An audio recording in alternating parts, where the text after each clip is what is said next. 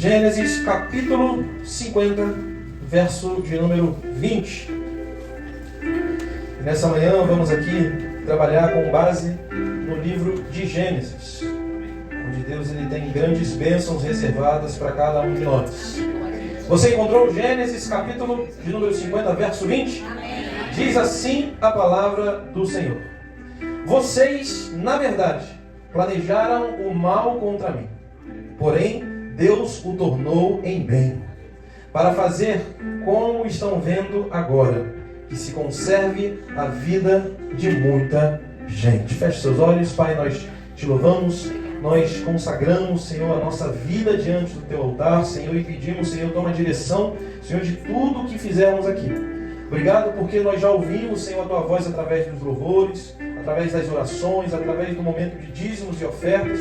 Senhor, estamos agora chegando a esse momento tão maravilhoso, onde o Senhor vai continuar falando conosco. Então te peço, Senhor, abra os nossos ouvidos espirituais, assim como os nossos olhos também, para que possamos enxergar e para que possamos ouvir aquilo que o Senhor tem a falar e a mostrar para cada um de nós. Senhor, eu também te peço, abra os nossos corações, para que possamos receber a tua boa semente, que essa boa semente ela possa se multiplicar e que ela possa frutificar e ser transformada em bênçãos, em honra, direcionadas ao Senhor, pois só tu és digno de toda a honra, toda a glória e toda a adoração. Nós te louvamos nessa manhã e consagramos mais uma vez os nossos corações, os nossos ouvidos e os nossos olhos, Senhor. Em nome de Jesus. Se você crê nisso, diga amém. Pode tomar o seu assento.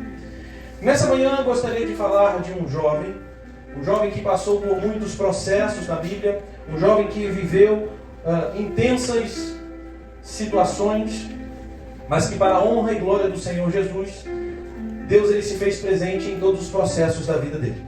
E é claro que eu estou aqui falando de José do Egito, alguém que passou por muitas coisas, como disse. E nessa manhã, meus irmãos, eu gostaria de falar algo que nós podemos enxergar no processo da vida de José. E eu queria nessa manhã anunciar o título dessa mensagem, que é Do Sonho ao Governo. Repita comigo: Do Sonho ao Governo. Mas eu queria fazer um destaque especial nessa manhã. Eu queria fazer um destaque a 8 palavras que fazem parte da vida de José. E o interessante é que essas 8 palavras de destaques, todas elas começam com a letra P. Então nessa manhã eu quero destacar os 8 P's da vida de José.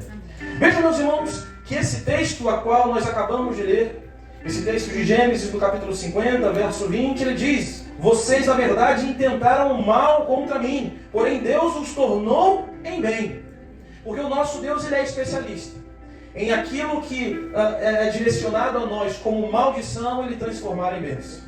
Aquilo que tentam contra nós, o nosso Deus ele é um Deus que está pronto, está apto para nos levantar em meio às dificuldades, em meio às aflições, em meio às prisões, em meio ao levantar de muitas situações que acontecem na nossa vida. O nosso Deus sempre está apto para nos levantar, para nos elevar e para mostrar que Ele continua sendo Deus na nossa vida, amém? Vejam, queridos, que se a maioria de nós estivesse no lugar de José, talvez nós falaríamos: a minha história foi injusta. E esse homem, esse personagem, ele teria toda a forma de falar isso, toda a autorização para falar isso. Porque de fato a vida de José ela não foi uma vida fácil. Não foi uma vida para muitos confortável. Não foi uma vida baseada em questões que seus pais planejaram para ele. Não. E ele poderia dizer isso: minha vida, minha história, minha trajetória foi injusta. Veja, traído pela família, vendido como escravo, acusado injustamente, esquecido na prisão. Olha o que aconteceu na vida desse jovem. Um jovem que estava passando por processos naturais da juventude, o processo de maturidade, mas ainda muito novo, foi colocado à prova. Veja, meus irmãos, que tudo indicava fracasso, tudo apontava para uma interrupção do sonho. Mas é interessante que esse homem, José, ele olha para tudo isso e ele não chama isso de derrota.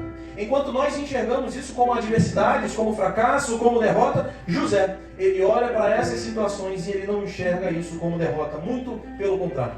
José, ele não diz que o mal deixou de ser mal. José, ele diz que Deus foi maior do que o mal. A vida de José, a declaração da vida dele é isso. Ele não está diminuindo ou menosprezando o que aconteceu na vida dele. Não, mas ele está dizendo, meu Deus foi maior do que todas essas coisas. E assim é na nossa vida. Você passa, todos nós passamos por situações investidas. Mas saiba que maior do que o seu problema é o nosso Deus. Você pode dar glória a Deus por isso? Veja, meus irmãos, que o processo não foi agradável, mas ele foi necessário. E quando o propósito se cumpre, até a dor ganha sentido. Repita comigo. Quando o propósito se cumpre, até a dor ganha sentido. Essa declaração, ela só se torna possível quando José não avalia a vida dele pelos momentos isolados. Ele passou por muitas situações, mas ele não avaliou a sua vida no completo somente por essas questões isoladas, mas pelo propósito final. Existem pessoas que quando enfrentam um problema acham que aquilo é o final da vida delas. Mas na verdade, se você hoje, nessa manhã, está passando por uma situação igual, talvez você está se enxergando como José, tenha essa certeza. Não importa as situações isoladas da sua vida, mas saiba que o propósito final para a sua vida é vitória. Amém? Você crê nessa palavra? Então creia nisso, assim como José também creu. O que parecia perda era preparação. O que parecia atraso era alinhamento. E quando ele olha para trás, percebe que nada daquilo foi aleatório. Todos os processos, todas as dores, todas as humilhações, todas as situações que ele enfrentou foi necessário para que ele alcançasse o tempo e o momento em que Deus havia preparado para ele. Tudo fazia parte de um caminho cuidadosamente conduzido por Deus. E assim é na nossa vida, na minha, na sua, na nossa vida.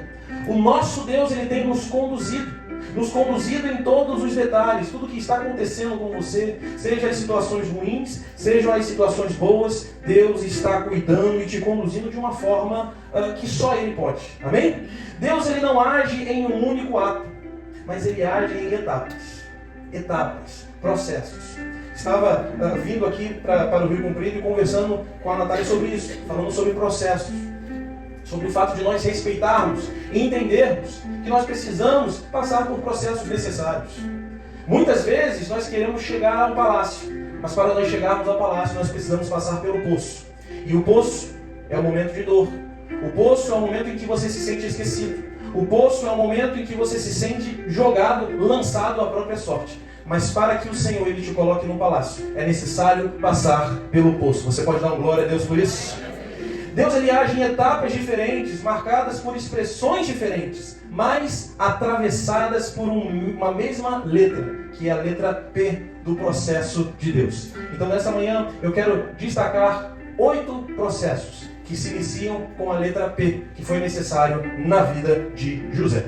O primeiro processo que eu quero destacar nessa manhã é promessa. Repita comigo, promessa. Onde tudo começa. A promessa é onde tudo se inicia, na minha vida, na sua e também na vida de José.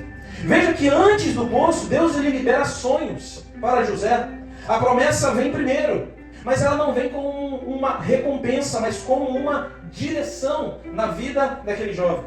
Veja que José ele recebe a visão antes de entender propriamente o caminho.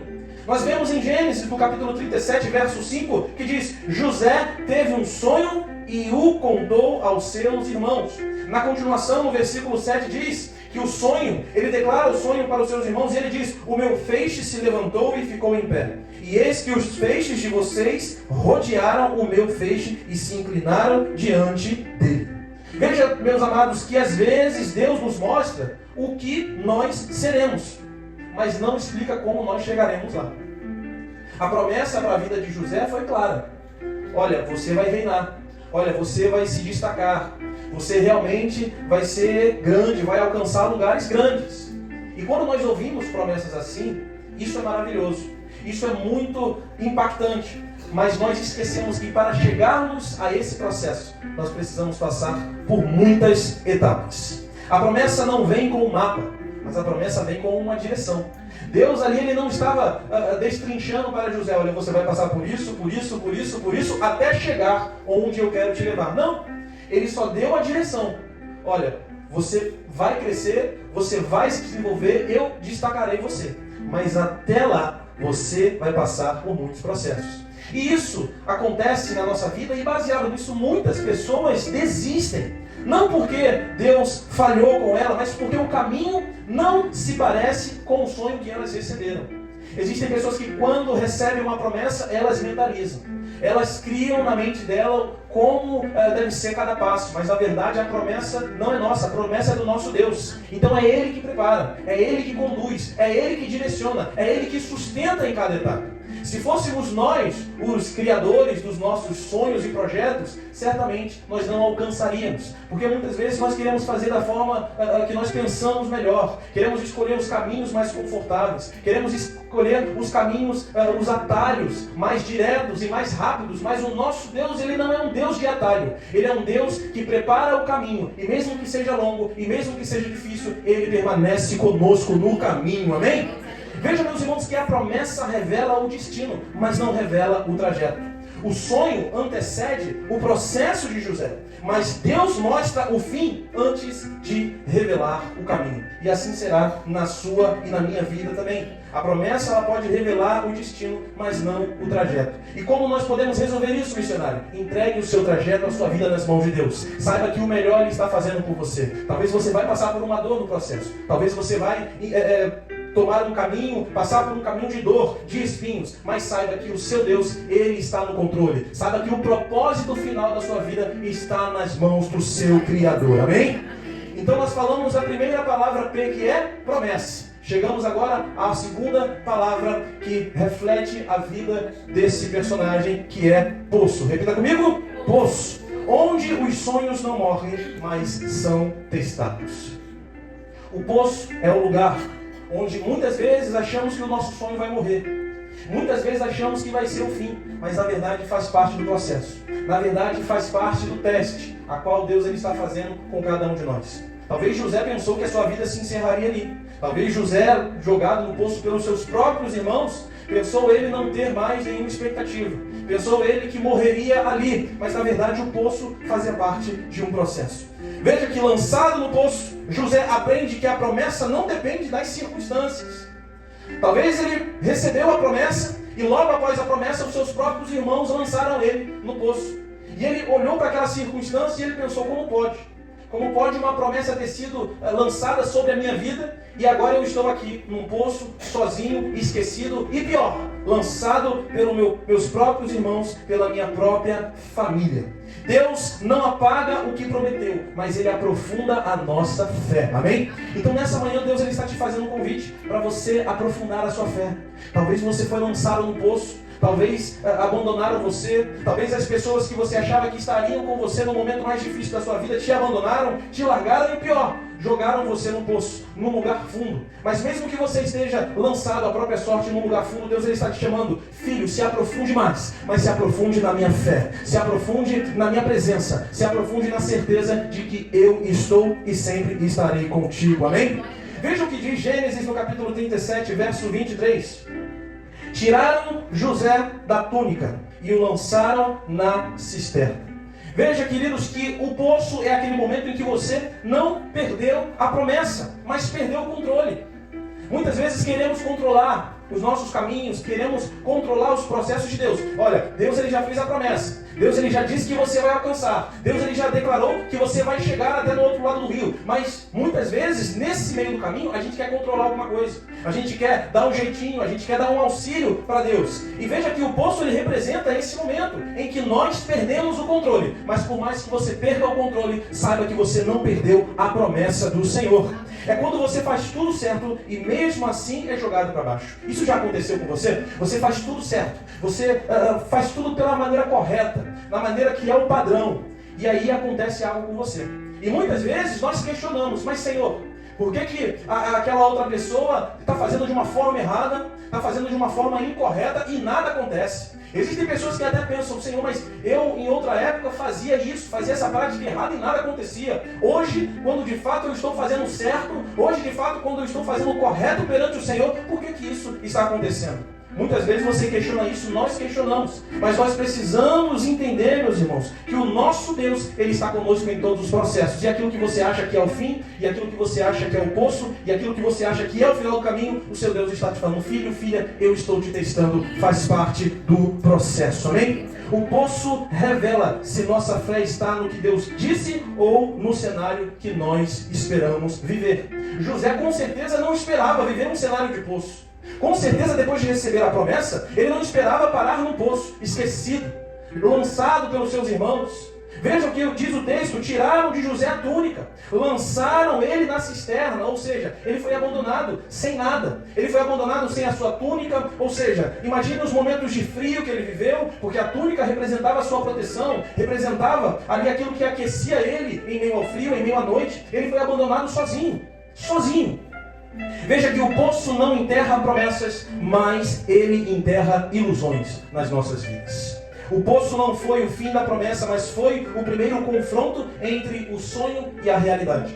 Naquele momento, José ele percebeu que chegar na promessa não seria fácil. E quando nós recebemos algo da parte de Deus, meus irmãos, tenha certeza, não será fácil. Não será fácil porque nada nessa vida é fácil. Nada nessa vida é da forma como nós esperamos ou planejamos que tem que ser.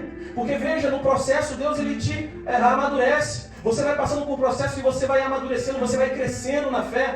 Assim como, por exemplo, uma espada que para ser forjada, ela precisa passar pelo fogo. Ela precisa receber muitas marretadas, muitas pancadas. E quantas mais pancadas ela recebe, mais especial ela se torna. Assim é na nossa vida. Nós estamos passando por dificuldades, nós estamos recebendo essas marretadas. Tenha certeza que é Deus te forjando. Tenha certeza que é Deus te preparando para você ser destaque, te preparando para que o seu testemunho seja tão grande como a vida de José, que você possa abençoar vidas, abençoar pessoas. Você pode dar glória a Deus por isso? Então nós chegamos ao terceiro P da vida de José, que é Potifar. Repita comigo: Potifar.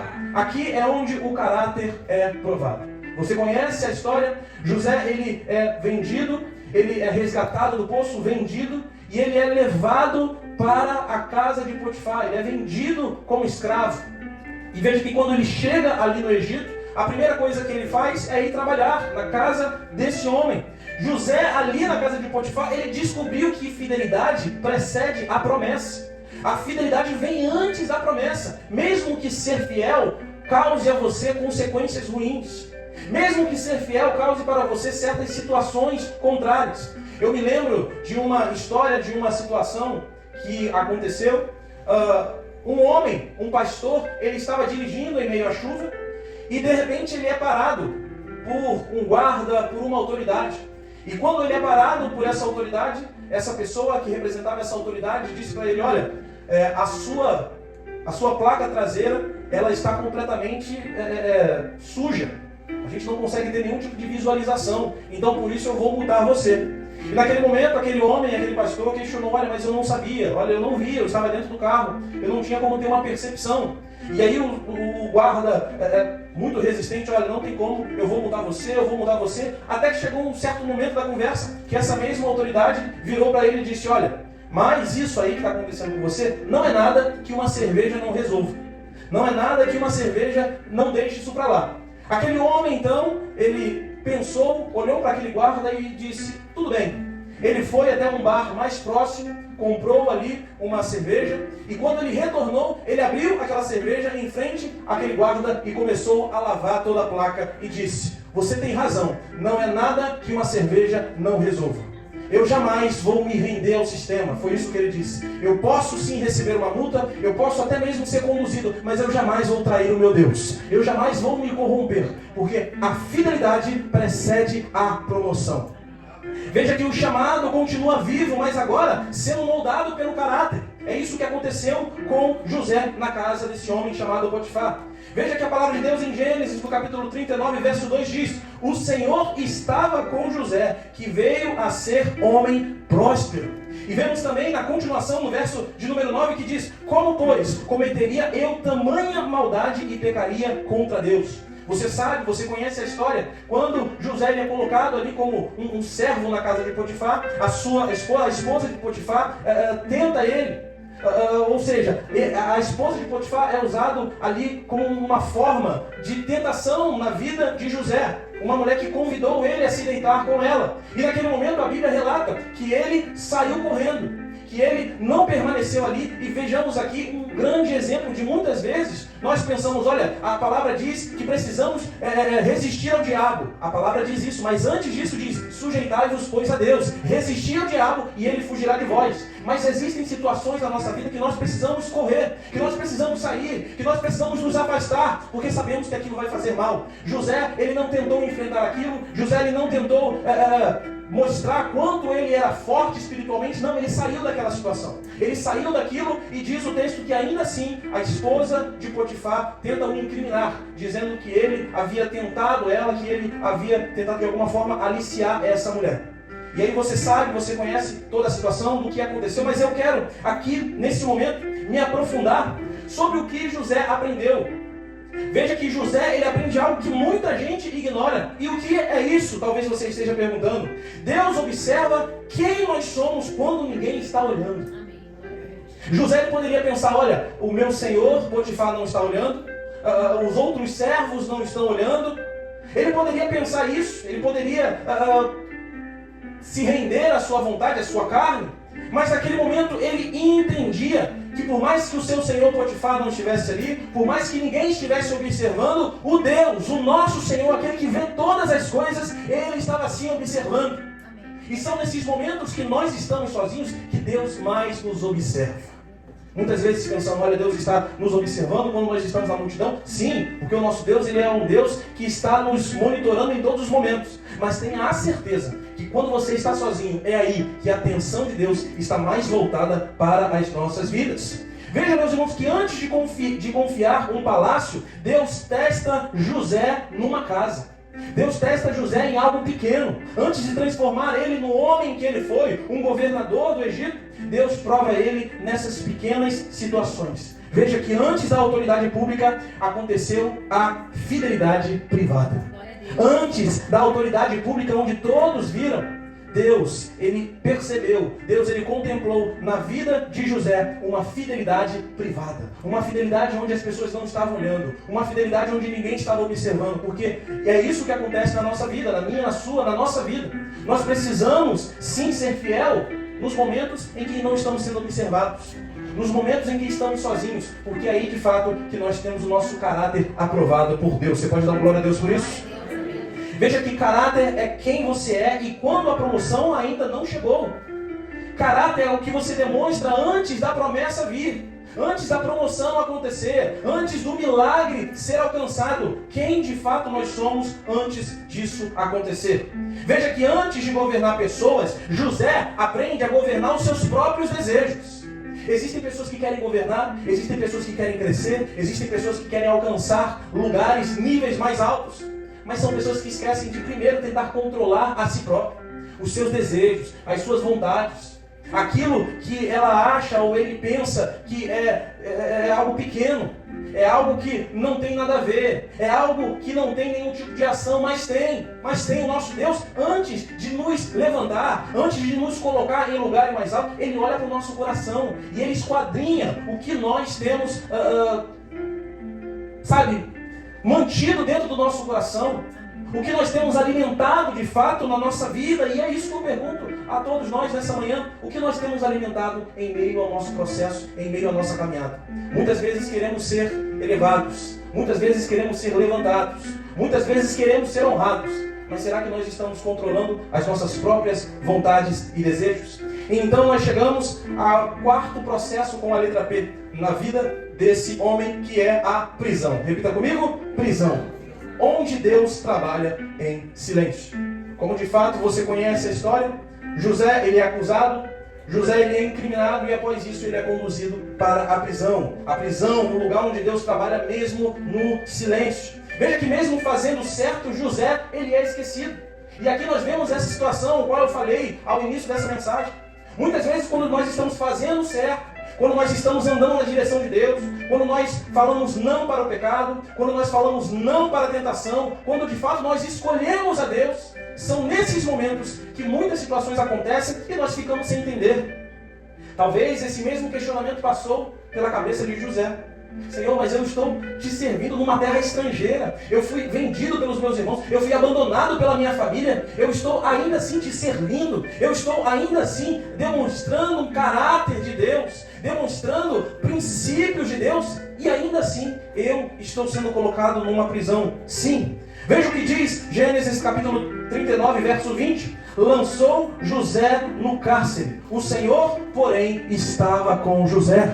Mesmo que você esteja sendo acusado, mesmo que você esteja sendo incriminado, talvez, pelas pessoas que estão à sua volta, tenha certeza, o Senhor está com você. Deus, Ele está contigo. Mesmo que você esteja na prisão, jogado, lançado, achando que está perdido, mas Ele está com você. Amém? Veja o que diz o capítulo 40 de Gênesis, só que no verso de número 23, que diz: o copeiro-chefe se esqueceu dele.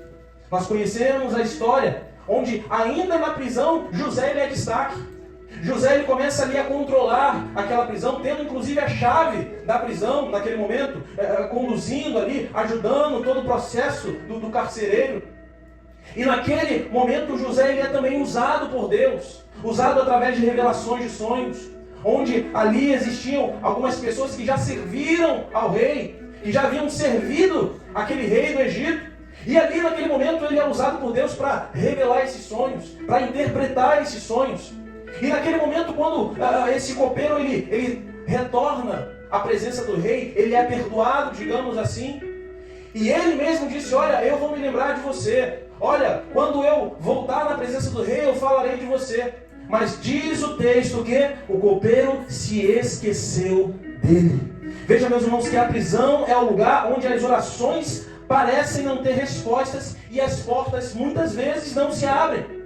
Veja que é quando você ajuda pessoas e elas seguem a vida sem lembrar de você, sem agradecer. Eu costumo dizer que a ingratidão é um dos piores sentimentos que uma pessoa pode ter, porque nós precisamos ser gratos a todas as pessoas que nos ajudaram, a todas as pessoas que estenderam a mão ao longo da nossa caminhada. Lembrar dessas pessoas. Uma pessoa grata é uma pessoa que está transmitindo um dos principais atributos de Deus, que é a gratidão. Nós precisamos ser gratos às pessoas que se lembraram de nós. Mas é nesse silêncio que Deus constrói uma profundidade. Naquele momento José estava pensando: olha, eu fui esquecido pelos meus irmãos, eu fui esquecido pela minha família, agora eu fui esquecido também por aquelas pessoas que eu ajudei, aquelas pessoas que eu contribuí, aquelas pessoas que eu fui ativamente importante na vida deles. Mas como eu disse, é nesse silêncio que Deus constrói uma profundidade. É nesse silêncio que Deus ele quebranta as pessoas. E como ele faz isso? Nos momentos em que ele quebra a nossa pressa, em que ele destrói a nossa ansiedade e ele forma uma maturidade na nossa vida. José poderia se questionar, José poderia ficar reclamando todos os dias: mas não lembraram de mim, mas aquela pessoa se esqueceu de mim, eu vou parar de ajudar, eu vou parar de ser tão solícito, eu vou parar de abençoar. Mas não! José entendeu que aquilo fazia parte de uma formação de maturidade.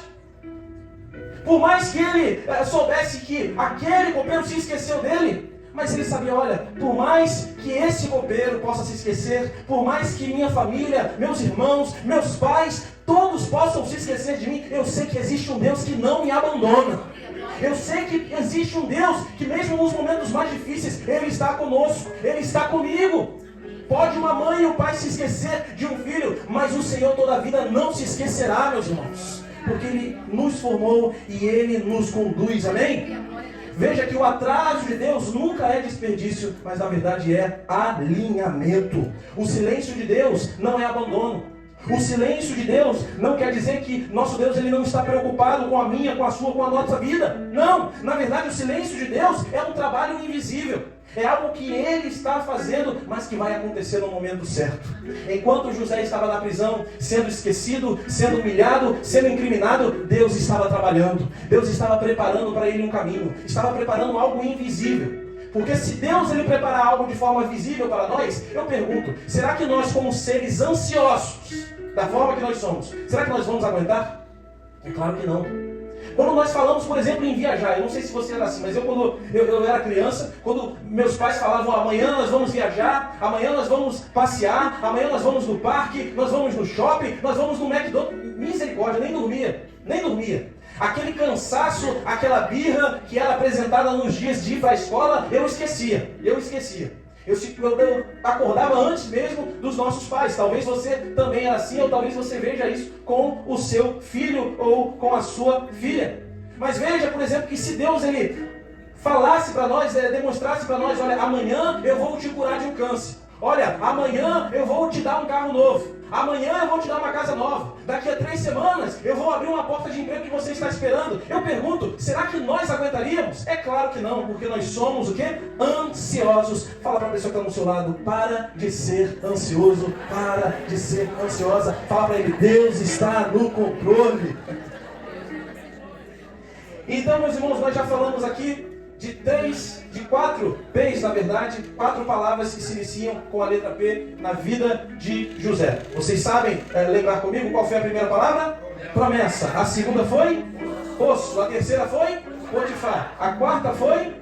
Prisão. E então chegamos à quinta, que é palácio. Repita comigo. Palácio. Onde o propósito se manifesta. Amém? Veja que o mesmo Deus que permitiu o poço foi o mesmo Deus que abriu as portas do palácio. Depois de tanto tempo, depois de muitos anos, aquele mesmo copeiro, ele se lembrou. Talvez ele estava passando por um processo de amnésia, logo quando retornou ao palácio. Talvez ele estava tão feliz que esqueceu daquela promessa que ele havia feito para José. Mas, em um determinado momento, quando ali o rei estava necessitando de um auxílio, necessitando que o seu sonho fosse interpretado, naquele momento, aquele copeiro, ele se lembra de José. Com certeza, motivado pelo Espírito Santo, ele se lembra de José, ele se lembra do que ele viveu na prisão, ele se lembra daquele homem, e ele indica esse mesmo homem, aquele rei. Então, isso fez parte do processo da porta de entrada de José para o palácio. A promessa encontra forma e o sonho passa a servir pessoas, não apenas o sonhador. Veja o que diz Gênesis no capítulo 41, verso 39. Ninguém há tão sábio como tu. Foi isso que foi declarado para José. Não há ninguém mais sábio do que você. Não há ninguém mais usado do que você. Veja, meus irmãos, que o palácio não é sobre status, mas é sobre responsabilidade. José chega ao topo, e quando ele chega ao topo, quando ele chega ao palácio, ele não celebra o ego. Ele não celebra o seu próprio ego, mas ele assume uma missão. Ele assume a sua responsabilidade. E por que isso? Porque o sonho amadureceu. Talvez aquele jovem que havia sido lançado no poço não estava pronto para, de fato, governar um palácio. Por quê? Porque era necessário maturidade. Era necessário passar por processos. Mas nós, como volto a dizer, por sermos ansiosos, queremos que o nosso processo ele seja agilizado. Queremos que o nosso processo ele seja mais rápido do que os outros. Queremos alcançar o palácio de um dia para a noite, sem nos lembrarmos que nós não estamos aptos a alcançar o palácio sem antes nós passarmos pelo processo de amadurecimento.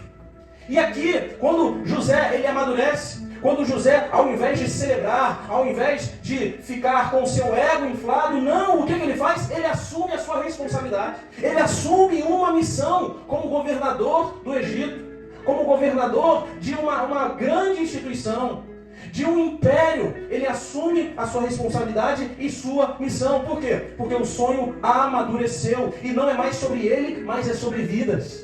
Naquele momento, José ele começa, a missão dele era de fato cuidar de pessoas. Você sabe, a história fala do sonho daquele rei, daquele faraó, onde ali ele enxerga 7 vacas magras, 7 vacas mais gordinhas, e aí ele fala, olha, isso aqui vão ser 7 tempos de abundância. Mas esse aqui serão 7 anos de escassez. Então cai sobre o colo, sobre a vida de José, a responsabilidade de conduzir, de manusear, de controlar, de economizar todo aquele sustento. Porque veja, o Egito não era apenas uma potência para si próprio, mas era uma potência para todos que estavam em volta dele. Porque diz o texto que muitos vinham de longe, muitos viajantes, muitos peregrinos, para comprar recursos com eles. Então José ele não tem qualquer missão, ele tem uma das maiores missões.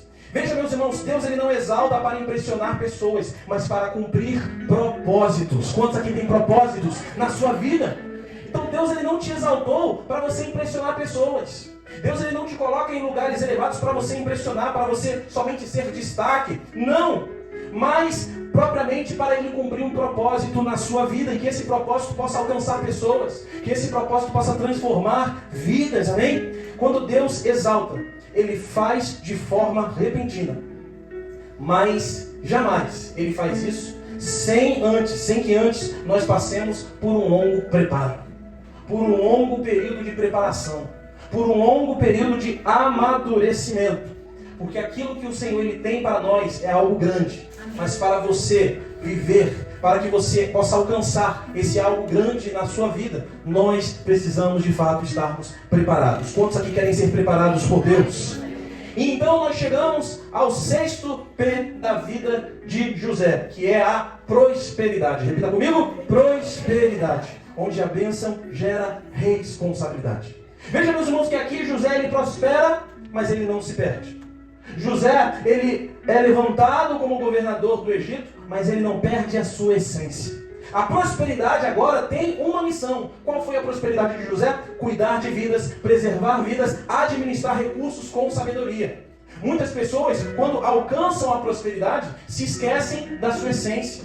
Se esquecem por que chegaram ali. Se esquecem do propósito. Se esquecem da promessa. Por quê? Porque estão iludidas. Deixaram que o ego falasse mais alto. Deixaram que a riqueza controlasse o seu coração. Veja, meus irmãos, que a Bíblia ela não condena o dinheiro, mas a Bíblia ela condena o amor ao dinheiro. E ela diz, inclusive, que essa é a raiz de todos os males. O amor ao dinheiro. Não tenha você raiva pelo dinheiro. Se você tiver raiva do seu dinheiro, você pode dar para mim, não tem problema. Mas a Bíblia ela condena o amor ao dinheiro. Pessoas que colocam a sua esperança no dinheiro. Pessoas que colocam as suas expectativas no dinheiro. Se a pessoa está com a conta cheia, ela está feliz. Se ela está com a conta vazia, ela está triste. O humor dela é baseado naquilo que ela tem, no que ela possui. Mas esse homem foi diferente. Quando ele recebeu a prosperidade na sua vida, ele não teve o seu ego inflado. Ele não ficou preocupado em ostentar. Ele não ficou preocupado em mostrar. Mas a preocupação dele era preservar vidas. Era administrar os recursos com sabedoria. Veja o que diz Gênesis no capítulo 41, verso 49. José ajuntou muitíssimo cereal, porque essa foi a missão dele. Veja que prosperidade sem propósito gera, sabe o quê? Orgulho. Repita comigo: prosperidade sem propósito gera orgulho. E é isso que muitos de nós temos produzido: orgulho. Orgulho, porque estamos esquecendo o quê? Do propósito. Nós queremos a prosperidade, nós queremos alcançar, nós queremos comprar, nós queremos ganhar, mas esquecemos do propósito. E quando nós esquecemos do propósito, a prosperidade se torna em orgulho. Veja que prosperidade com propósito gera salvação. Repita também comigo: prosperidade com propósito gera salvação. Salvação. E foi isso que José fez. Ele chegou à prosperidade com um propósito. E que propósito era esse? Gerar salvação, sustentar aquele povo, manter aquelas vidas em pé. Veja que Deus confia mais a quem entende que a bênção não é o fim, mas é o meio.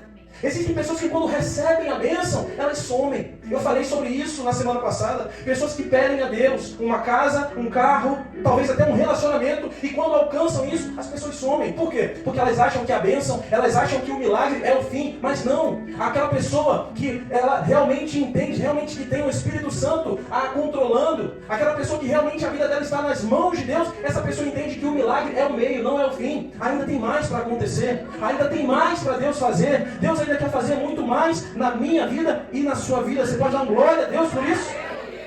Veja, meus irmãos, que Deus ele prospera quem entende que tudo o que recebe não termina em si mesmo. A prosperidade bíblica não é um acúmulo. A prosperidade que a Bíblia ensina não é um acúmulo, não é você ajuntar tesouros, não é você ter 5, 6, 10 carros na sua garagem, não é a sua conta, ela está lotada. Não é isso. Mas a prosperidade bíblica é um instrumento para a salvação. Veja que, por exemplo, quando Jesus indaga aquele jovem rico, Jesus ele diz: olha, vá, vende tudo o que você tem e dê aos pobres. Vá lá, use a sua prosperidade para gerar salvação. Use a sua prosperidade como um instrumento de salvação. Mas o que diz o texto? Esse jovem ele fez isso? Não, ele não fez. Por quê? Porque o seu coração estava no dinheiro. O seu coração estava nas suas riquezas. O seu coração estava na sua conta bancária. Mas precisamos entender que a Bíblia explica e demonstra a prosperidade como um instrumento de salvação. Ou seja, nós precisamos usar aquilo que Deus ele está nos presenteando como recurso para abençoar vidas, para abençoar pessoas. Amém? Então nós chegamos aqui ao 7º P da vida de José, que é o perdão. Repita comigo? Perdão. E vemos aqui no perdão onde o coração é plenamente tratado. José, ele alcança o palácio, ele passa por todos os processos, ele passa por todas as situações, ele é elevado, ele é levantado por Deus. Mas ainda faltava uma coisa. Ainda faltava uma coisa na vida de José. E talvez é o que falta na sua vida hoje, nessa manhã. Eu estou falando do perdão. Porque no perdão é onde o coração ele é plenamente tratado. José, como administrador, como governador, você conhece a história. Seus irmãos, depois de anos, aparecem no Egito, atrás de recursos, atrás de alimentos. E ali ele é colocado de frente com seus irmãos. Eles não os reconhecem. E naquele momento você sabe o que acontece. Ele coloca uma taça na bolsa do mais jovem, e aí aqueles outros retornam, ele meio que acusa eles de roubo, para que eles pudessem retornar à sua terra natal, depois voltar para buscar o seu irmão mais velho, Benjamim. E aí naquele momento, meus irmãos, José ele é confrontado com isso, com aquela dor, com aquele trauma do passado, com aquilo que ele achou que estava, curado, aquilo que ele achou que já tinha esquecido. Mas naquele momento tudo volta à tona. Tudo volta na vida de José. Aquela dor que ele sentiu anos atrás, ele torna a sentir novamente. E naquele momento ele percebe que ele precisava perdoar. Veja, ele escolheu não se vingar. Ele entende que o agir de Deus foi maior do que a dor causada pelos homens. E nós precisamos entender isso, igreja. Nós precisamos entender isso, que o perdão de Deus ele é maior do que qualquer dor que você recebeu, que você tem, qualquer tipo de aflição, qualquer tipo de afronta, qualquer tipo de trauma que você tem no seu passado. O perdão de Deus ele tem que ser maior do que qualquer coisa. Veja que o perdão revela maturidade. Uma maturidade espiritual e uma liberdade interior. Gênesis, no capítulo 45, verso 5 diz: Deus me enviou adiante de vocês. Vemos aqui que José ele tinha poder para ferir. José ele tinha poder para se vingar, mas ele escolheu curar. O perdão, ele não é esquecer o que aconteceu. Perdão não é você deletar o que aconteceu, mas é decidir não viver prisioneiro desse passado. É você, de fato, decidir: eu não quero mais viver baseado nisso. Eu não quero mais que isso seja o causador da minha dor. Eu não quero mais que isso tire o meu sono. Existem pessoas que estão aprisionadas pelo passado. Por quê? Porque não liberaram perdão. Porque decidem carregar esse fardo, carregar esse peso. E nessa manhã Deus está te dizendo: filho, filha, eu não te chamei para você carregar esse fardo. Eu não te chamei para você carregar um fardo maior do que eu sei que você pode suportar. Ei, coloque diante de mim. É isso que Deus ele pede para você nessa manhã. Coloque sobre mim todo o seu peso, toda a sua dor. Porque eu sou justo para restaurar a sua vida por completo. Veja, meus irmãos, quem não perdoa pode até governar fora, mas continua preso por dentro. Continua preso no seu interior. Veja que o perdão é quando o passado perde o direito de governar o presente. É quando nós estamos declarando com o perdão: ei, passado, ei, trauma, ei, dor que eu vivi no passado, você não vai controlar mais a minha vida. Você não vai ter mais lugar no meu presente, porque hoje eu decido me desvencilhar de tudo isso. Eu decido tirar esse peso das minhas costas. Perdão não nega a dor, mas reconhece um Deus soberano sobre ela. O nosso Deus, Ele é um Deus que é soberano sobre muitas coisas. Sobre os céus, sobre o mar, sobre a terra, mas Ele é também soberano sobre a nossa dor, sobre o nosso trauma, sobre aquilo que a gente não consegue esquecer. Saiba que o seu Deus ele é maior do que isso que você sente. Você pode dar glória a Deus por isso? E chegamos aqui ao último P da vida, que faz parte da jornada de José, que é o propósito cumprido. Repita comigo: propósito cumprido. Onde tudo faz sentido. É no propósito. É quando nós alcançamos. É quando nós chegamos na linha de chegada. É quando nós atravessamos a linha de chegada. Aí a gente olha para trás e a gente começa a receber uma sabedoria vinda do alto. E a gente começa a perceber aquilo. A prisão realmente foi importante. Realmente o poço fez parte. Realmente a casa de Potifar realmente me preparou. Realmente o perdão foi muito crucial. É sobre isso que eu estou falando nessa manhã. Nós muitas vezes queremos viver as situações isoladas. Achamos que o poço, que a prisão, que Potifar, que o perdão são coisas na nossa vida que não vai ter mais continuidade. Mas Deus, Ele sempre nos afirma que Ele tem um propósito para a nossa vida. Mas para você chegar no propósito é necessário passar pelo processo. Veja, meus irmãos, José, ele entende que nada foi aleatório. O poço, a prisão e o palácio faziam parte de um plano de Deus. A promessa se cumpre quando ele percebe que Deus estava escrevendo uma história maior na vida dele. Uma história de perdão, uma história de renovação, uma história de restauração. Veja o que diz Gênesis capítulo 50, verso 20, o texto inclusive que é a base dessa mensagem, que diz: vocês intentaram o mal contra mim, porém Deus o tornou em bem. Aquilo que vocês planejaram como mal para a minha vida, Deus ele transformou em bênção. Deus ele transformou em milagre. Deus ele transformou em restauração. Então quando você ser acusado na sua vida, quando as pessoas apontarem para você, quando as pessoas incriminarem você, não fique voltado somente para o que a pessoa está fazendo. Lembre, o meu Deus ele tem um propósito em tudo isso. Por mais que seja dolorido, por mais que seja difícil, por mais que seja humilhante, por mais que hoje eu estou passando um momento mais difícil da minha vida, lembre-se de José, que passou por todo esse processo, mas no final reconheceu que tudo aquilo fazia parte de um propósito que foi cumprido na sua vida. O propósito cumprido não apaga a dor, mas explica por que ela existiu. Quando Deus fecha a história, nós entendemos que nenhuma lágrima foi inútil. José, ao final de tudo, reencontra seu pai, reencontra seus irmãos, se revela de fato para eles. E naquele momento, meus irmãos, ele não chora apenas pela dor, ele não chora apenas pela tristeza, mas ele chora pelo perdão. Porque naquele momento ele decide não mais viver com aquele peso. E ele se derrama diante dos seus irmãos, ele se derrama diante do seu pai, e ele libera o perdão. Ele libera o perdão porque ele entendia que para ele alcançar, para que o propósito dele fosse cumprido, para que o propósito dele fosse de fato finalizado, ele precisava sim liberar o perdão. Quando Deus fecha a história, nós entendemos de fato que nenhuma lágrima foi inútil. Já estou terminando. Quando o propósito se revela, o processo encontra sentido. O processo encontra sentido. E sabe por que faz sentido? Porque nós servimos a um Deus que é maior do que nós. E é por isso que faz sentido servir a um Deus que é maior do que nós. O propósito cumprido não apaga o sofrimento, mas revela o sentido dele. Você está sofrendo nessa manhã? Você está passando por um processo de poço? Talvez você esteja lançado na prisão. Talvez você esteja preso nesse penúltimo estágio que é o perdão. Talvez você faça todas as outras coisas. Talvez você alcançou todos os pontos necessários para ter uma vida de fato renovada, restaurada, mas você não consegue passar pelo perdão. Deus ele está te convidando hoje. Deus ele está te chamando hoje. Deus ele está pronto e apto para carregar esse fardo, esse peso que a partir de hoje você precisa lançar ao chão.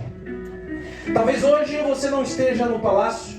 Talvez você esteja vivendo uma promessa sem entender o caminho. Ou talvez, quem sabe, você esteja no poço tentando compreender por que foi traído.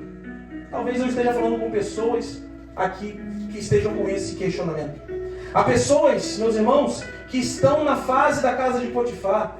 Há pessoas que estão sendo provadas no caráter. Outras estão na prisão do silêncio. Esquecidas, lançadas à própria sorte, fazendo certo, mas se sentindo esquecidas. Mas Deus não perdeu o controle da sua história. Deus não perdeu o controle da minha, da sua vida. O mesmo Deus que deu a promessa é o Deus que governa o processo. É o Deus que está te conduzindo para o propósito. Ele não muda o sonho. Ele não muda o seu sonho, mas Ele muda o homem que vai sustentar. Ele muda a mulher que vai sustentar esse sonho. Não esqueça da promessa que Deus te fez. Não esqueça do propósito que Deus te revelou. Talvez você parou por conta da dor. Talvez você parou por causa do poço, por causa da prisão, por causa das pessoas que acusaram você. Mas Ele está dizendo nessa manhã que Ele não muda o sonho, mas Ele muda a pessoa que vai alcançar esse sonho. Hoje, o apelo que nós aqui fazemos não é para quem chegou, mas é para quem ainda está no caminho.